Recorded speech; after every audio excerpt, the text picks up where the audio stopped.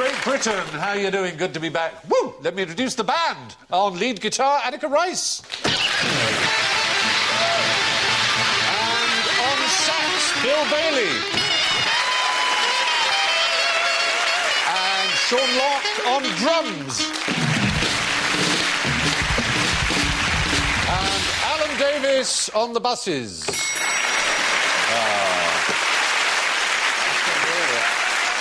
Alan is the conductor, of course. Right, there are only two rules. I give points for attitude and I take points away for platitude. So let's get straight down to business. Question 1. Does the Pope eat beaver?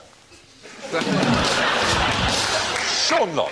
I would say yes. The Pope does eat beaver? Yeah, because he's a Pope. He can have whatever he wants. He can have whatever he wants, but can he, as a good Catholic, have whatever he wants, for example, on a Friday in Lent?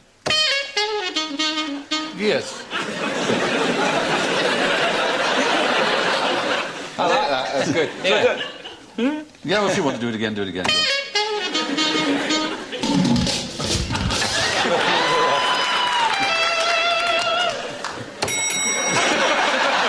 you. Oh. This is like... this is like the early learning centre. Well, wasn't there a plan a few years ago to reintroduce beaver into Scotland? I didn't hear about No, but the Pope ate it. Yeah, it said to taste rather like beef, actually. Yeah. They really are like little people's arms. They are. I think that is a person. That's the Pope there. His hand. Oh, I see, the one on the right. Oh, you mean those little ones? No, you're right. His front paws. Look at his hand. They are like little hands. Yeah, yeah. But Yes. they... That's what the Pope's thinking. He's actually looking and going, yes, he's got little hands. They've asked him, they say, are you ready to order? And he's going, shall I have beaver? Here we are. I mentioned Friday in Lent. What do Catholics not eat on Fridays in Lent? Meat. Meat. Flesh, as in animal flesh that isn't fish. They eat fish. Yeah. And the Roman Catholic Church has designated beaver as a fish because it is scaly and lives in water. So, at all these little schools, primary schools all over Italy, they have beaver and chips and peas on a Friday? Probably more likely in American Catholic countries. Well, the capybara, which is the largest rodent on Earth, which is a South American rodent, 400 tons of it are eaten during Lent in Venezuela alone. Capybaras are likewise designated to be a fish. The Pope would, if he were to eat, he would probably eat them on a Friday in Lent, as he might a capybara. How would you suppose you might tell the sex They're of only male. one beaver from another? One male would have a no, penis. they have males and females. Well, yes, but it's quite hard to spot. And the female would have a beaver. Yes.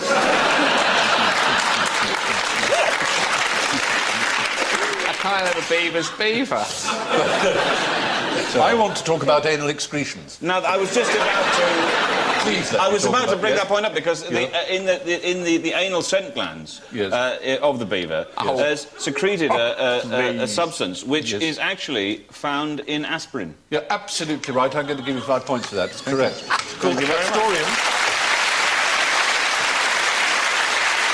It's been used as a medicine for hundreds of years. It's called castoreum. Castoreum. As in Castor the beaver. And it contains salicylic acid, as you rightly say. If you've got a headache, you...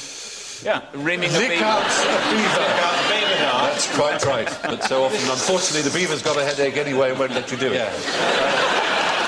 So they have to do it to themselves There's got to be a plus side to rimming a beaver, isn't there? Not tonight, darling. I've got a headache. Don't worry about that. My next question is, if aliens arrived on Earth to abduct our most successful inhabitant, where would they look? Neverland.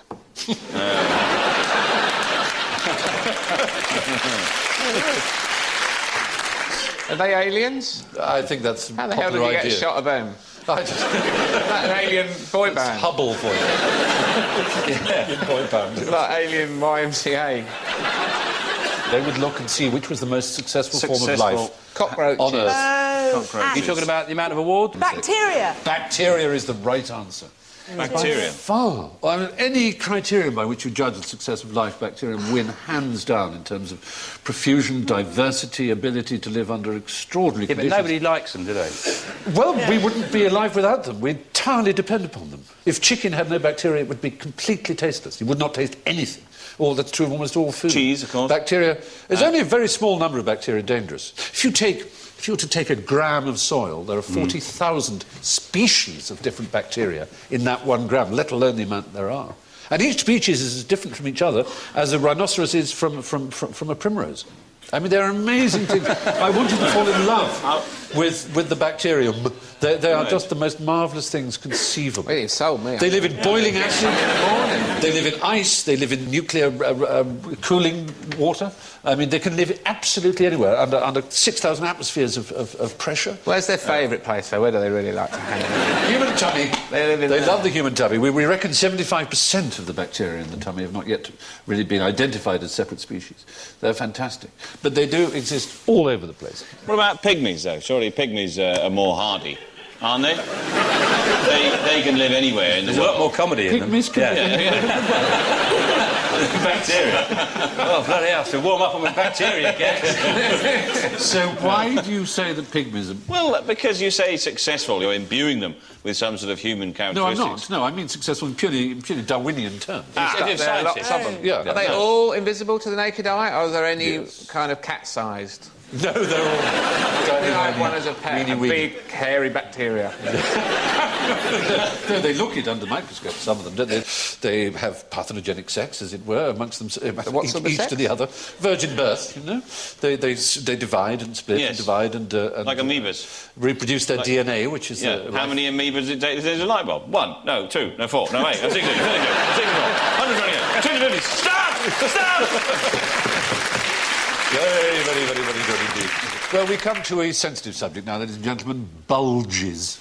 Yes, the Latin for a bulge or protuberance is torus, which is not only the name for that sort of donut shape that they've put particle accelerators in, but also the technical name for the fleshy part of an apple.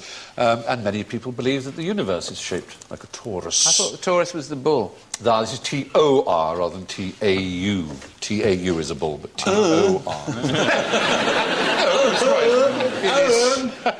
It is a homophone. This is turning into the most appalling primary school nonsense. It was a charming mistake of a very... It's a homophone. They do sound the same. And they hate gay people. No, there's not hatred of gay people, it's fear of gay people. Fear or hatred, phobias, yes, phobias, it is indeed, absolutely. The two are rather... There is a phobia. If you go to www.phobias.com... Yeah. There are all the phobias listed. There is a phobia which is a phobia of peanut butter sticking to the roof of your mouth. You have to be very good at Greek to be able to give that a name. They're all there, A to Z. Yeah. And the bloke who runs the website says at the top, a little disclaimer, I don't know how to cure any of these. I've just compiled a list. Yes, and they're all there. Pagonophobia is the fear of beards. Is it? Yeah. Is the irrational fear of beards. I don't know whether that means you're actually frightened of people with beards, or you're actually just scared of giant beards. Everything. There's fear of bees. Fear of people is anthropophobia. Anthropophobia, yes. Fear of flowers is anthrophobia. They're different. Yes. Well, anthophobia, actually, because as in anthology means a collection of flowers, in fact. Does it? Is perfectly. Anther, A-N-T-H-E-R is the Greek for flowers, and polyanther. Yeah. So, again, I thought I was doing well. No, you're doing terribly well. Just trumped me. Allurophobia? What would you say that was? The fear of being allured. Cats. Is it? Yes. the chiffophobia is the fear of not being able to find a receipt for a faulty item. And of course, presumably every phobia has a philia, as it were, so you could apply the same thing to say a love of having peanut butter stuck to the roof of your mouth. But I'd have thought just a little glass of water when you're actually eating the peanut butter sandwich would clear that problem. Ever the practical woman, she's so right. You're so right. There's a fortune to be made from that cure.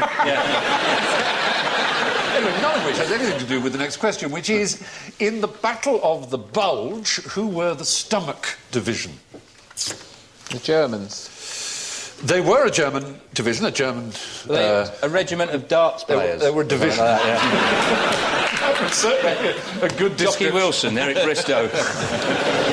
So we're clear on what the Battle of the Bulge was. The Battle of the Bulge is in Belgium, the Second World War. Yes. When the Allies were advancing and the Germans went for one big counter-offensive. The last great counter-offensive. It was the largest land battle. Quite successful. It was so successful that they made a film about it. It delayed the Americans. It was the largest infantry battle in American military history and the bloodiest. Yes. 600,000 Americans are involved, which is more than the whole of the Battle of Gettysburg. Yes. Let's face it, had Americans on both sides. Yeah.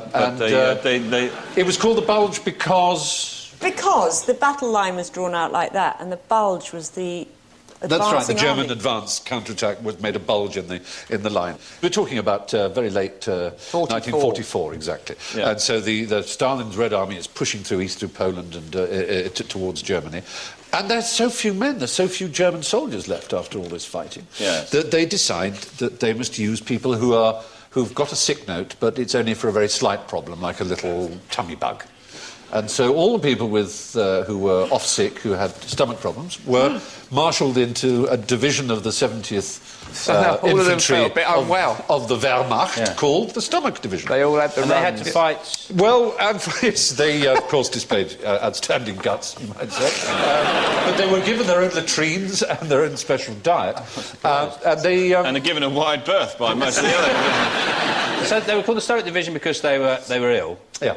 And they were called up at the last minute? They were called up. Yeah, that's right. I mean, there are various things like if you had a leg missing or very severe illnesses, you would be exempt. But they reckon that a bit of windy pop. The German get out there. Exactly. Durchfall. Get stuck in, son. Durchfall is the rather good Colic. German word for diarrhea, which just means literally Durchfall. Throughfall. Durchfall. Well, diarrhea means run through, for heaven's sake. Was it purely just physical ailments, though? There was no other ailments. No mad ones. No ones like when there's a terrible stutter in charge of the gunnery. What? But no, these were the stomach rather idealistically shot here. In the Special Olympics. Yes. It's handicapped people's games. Yeah. And they allow people in. Paralympics. Paralympics, they call it. Yeah. They allow people in who are a bit mad as well. Yes. And the Spanish basketball team, a few of them pretended to be mentally ill to get in. Yes, I heard about that. And they won the gold medal. That's right. I mean, really, let that be on your conscience. I know it is awful. And the opponents were going, hang on, he's not mad. Yeah. I'm mad, he's not. I'm going, I am mad. So, you're right, it was the Wehrmacht's 70th Infantry that were known as the Stomach Division. Due to indisposition, they were unable to attend the Battle of Bulge itself. Yes. All 10,000 of them were mopped up by the Canadians. But what bulges up and down by about 30 centimetres twice a day? Is it a fat pilot's ankles?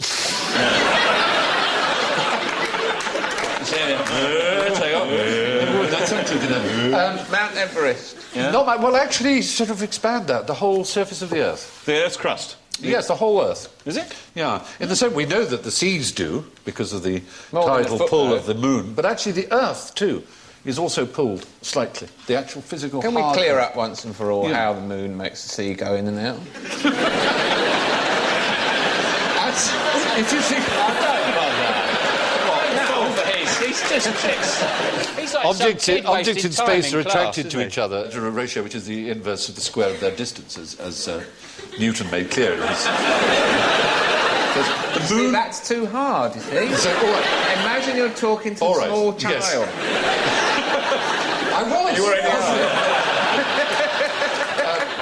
Imagine that the sea is made of iron filings and the moon is a magnet. Use another form of attraction. Why is other the than moon a gravity. magnet? Because it has a gravitational effect, which is a force like magnetism. It's Surely one of the three Earth is stronger forces. than the moon. Why doesn't the moon get pulled into us? Well, it is. It's in an orbit. It's entirely around us. But like it's that. fighting But against it still has a... we have a massive effect on it. If it had water, obviously its tides would... Be a doesn't terrible matter. state. Yeah, but so as over each bit, it's literally pulling the seas, and they bulge, and you get the tides. Does and as it pull goes the along- liquid in people, though?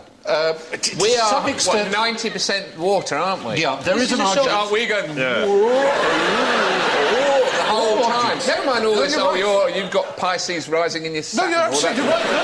That's all just a distraction. The moon's making us go... all the time. It's not making us do that all the time, or we would have noticed, but in a very minor way. Some people do We that. behave a little bit like the Spanish basketball team, because Have you ever heard of a thing called a book? Yeah. They're about that big, and you open them up at the front, right, and there's all the words. And It's always good to learn, Sean. It's never good to mock people who are trying. No, it's not. Hang on. When you say trying... No. We're still struggling under the letter B. We've had bacteria, we've had bulge. Yes, and beavers. We've had beaver. We've had a lot of beaver, but now... And quite a lot of bollocks. Yes, a great deal of bollocks. We now have a swift buzzer question for everyone, though. Fingers poised. Speaking of tidal bulges, how many moons does the Earth have? Yeah. 2. Oh, dear. We did this last series. Yes, but Anna, that was last year. There have been 3 more discovered. Oh, shut up. It's true. I know it seems astonishing, but it's absolutely true. Do you remember last year? Cruithne. Well remembered. Cruithne is the spelling, exactly right, but supposedly pronounced Creenie or something like that. Well, Creenie was discovered in '97, and it has a weird sort of horseshoe sort of orbit, which doesn't quite complete, it bounces like that. Since then, there have been some more. They're named, they've got exciting names. Let me tell you their names. They're 2000 PH5, 2000 WN10 and 2002 AA29. Those are their names. Some people say they aren't really moons, but on the other hand, what else can you call them? They orbit the Earth and they are, to some extent, like moons. They're not visible to the human eye, however. So you could argue that there's 1 or that there's 5, but certainly not 2, I'm afraid. Is there any evidence that people are a bit more bonkers when there's a full moon? No. It's very interesting. There's been a lot of research about it, and there's been a lot of anecdotal evidence that at loony bins you have to lock them up on a full moon, but actually there's absolutely no clear evidence whatsoever that people behave oddly in a moon. So why do I go out killing? Nonsense. Good. So, there we are. It's certainly not 2 moons. Which brings us, appropriately, to the humiliating business of our general ignorance round, which is how we end our show. We ask over and over again the same question. What on earth did you go to school for? Fingers on buzzers, please, lady and gentlemen. Oh. How many points do you need to win a game of table tennis? 21. No! Alany. It is 21. No, it isn't. I'm afraid the rules were changed. The rules were changed.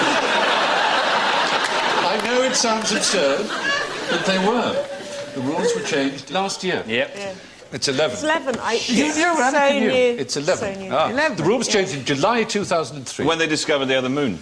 And, well, I'll let Alan get 5 points back if you can give me the reason. There were 2 things happened, essentially. They stopped it from being 21, they made it 11. And not only that, they've actually increased the size of the ball by 2 millimetres.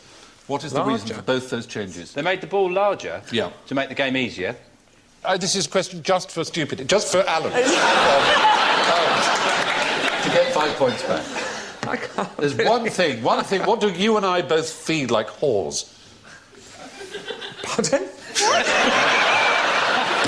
You and I, what do we earn our feed, daily crust from? From the... Feeding that cathode ray tube, the television. Television.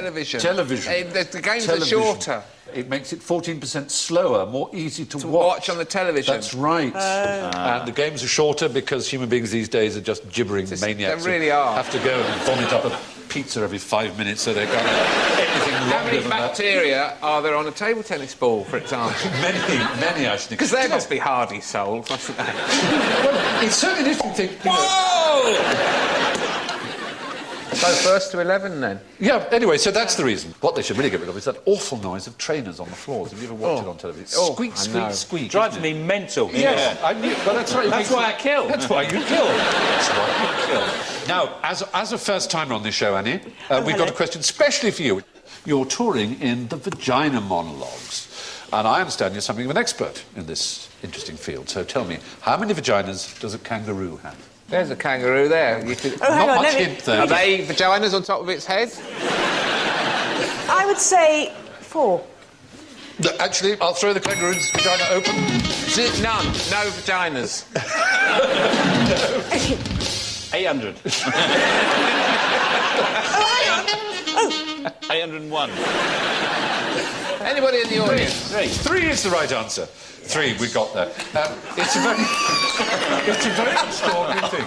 It has In case you're wondering, that's 2 up and 1 across in terms of configuration. I know what happens when they give birth. Yeah. The baby crawls across the mother's body and goes in the pouch. Yes, there are unborn fetuses that they're that.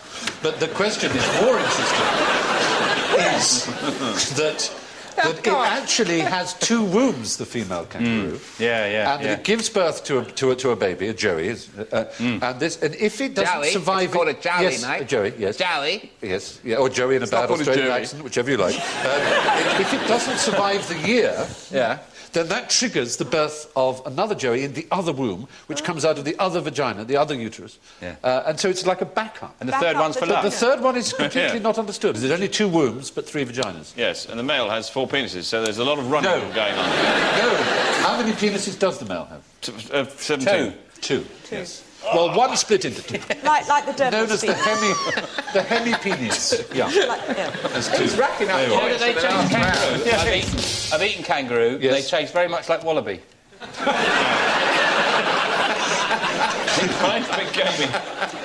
I just also say... a wallaby is someone who really wants to be a kangaroo, isn't it? Can I just tell you, because it's quite interesting... So, yes. One thing I learnt during the vagina monologues is that the clitoris is the only organ in the male or female body that's designed purely for pleasure. It has no other use at all. That's wonderful. And it has 8,000 nerve endings, twice the number as in the penis. No, the clitoris, isn't it for putting balancing pound coins on for parking?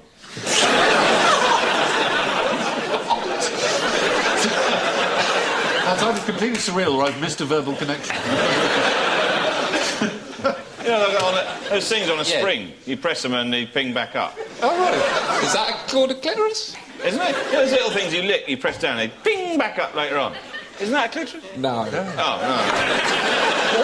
2/3 of your answer was correct. It's got no other use. Entirely there for pleasure. Just that's the only thing. It's just decoration. Just there for decoration. In my case, of course, that's true of the penis too. But from one kind of... So, Stephen, what are you pissing through these days? Don't you love pissing? I love pissing. From one kind of unusual birth to another. What was quite interesting about the birth of Julius Caesar? Yes. He was a wolf. Somebody with a wolf. He was sucked out by a wolf. I think it's an unfortunate sort of illusion of Romulus and Remus there, not Julius Caesar. Right. Romulus and Remus were said to have been suckled by wolves. Yes. Caesarean section. Oh, dear, oh, dear, oh, dear, oh, dear, oh, dear. Oh, dear, I'm afraid that's another cunningly laid trap you've fallen into, Mr. Bond. It's... I felt that night happened, to be honest. I know, it's sort of inevitability, a tragic There's something inevitability. about that felt like... The fact is that... I'm a bit lemming-like, aren't I? You're small and furry and attractive. Stephen Wright said he was born by caesarean section. It doesn't really affect him, except when he goes into a room, he leaves by a window.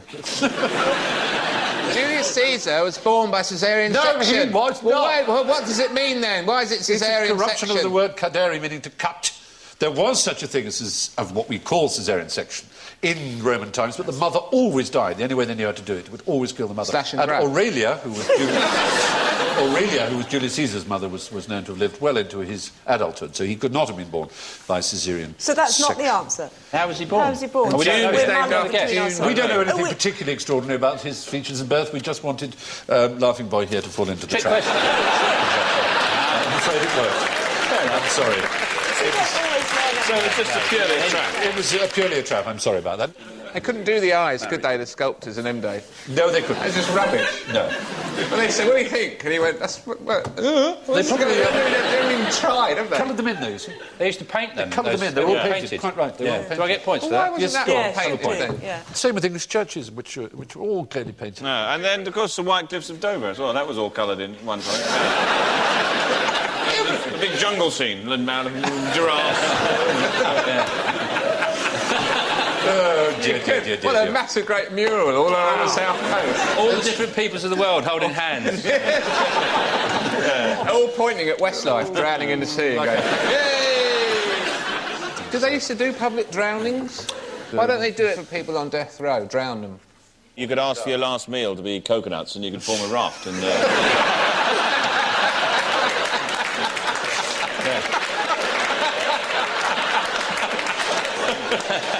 always think that, those bloody last meals, when they always ask the same thing. Fish fingers and chips. No, it's always cheeseburger, fries, and a Coke, which we non-criminals refer to as a Happy Meal. I just don't understand why they don't ask for something like a stale baguette and a pineapple, right, and form a medieval mace and just sort of fight away. That brings us rather attractively, I think, to our next question, because it's not unconnected. For what offences in the United Kingdom can you still theoretically be put to death? Burning Her Majesty's ships in her port. Oh, dear, oh, dear, oh, dear, oh, dear, oh, dear, oh, dear, oh, dear, oh, dear, oh, dear, oh, dear. Arson in the Royal Dockyards is not a capital offence, I'm afraid. No, 20 away from you. Oh. Any other thoughts? Yes. Puppetry in the Royal Dockyards. Treason! Oh, dear, oh, dear, oh, dear, oh, dear, oh, dear.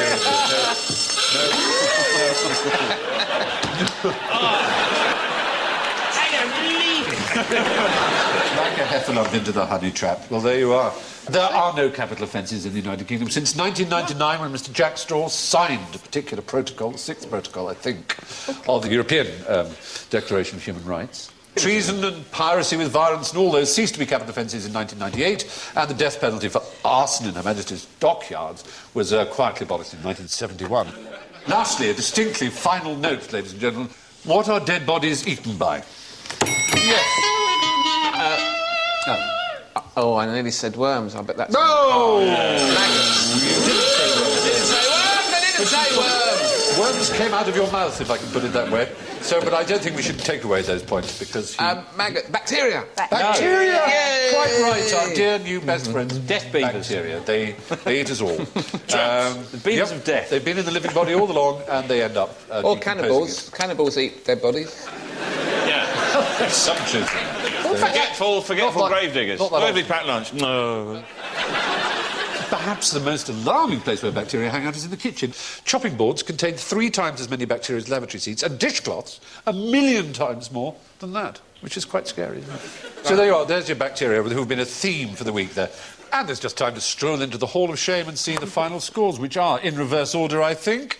Out in front with 7 points, Anneka Rice. And just 1 point behind on 6 points is Bill Bailey. On a clear third equal on minus 18 points each, Sean Locke and Davies. Well, that's all from Alan, Bill, Anneka, Sean and me for this week.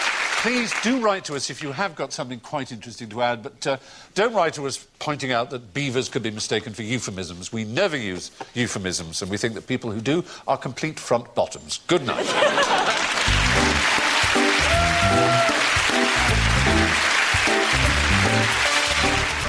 You won't want to miss it. More QI over on BBC 4 right now. And visit the QI website at bbc.co.uk/QI to win unique prizes in the quite interesting quiz.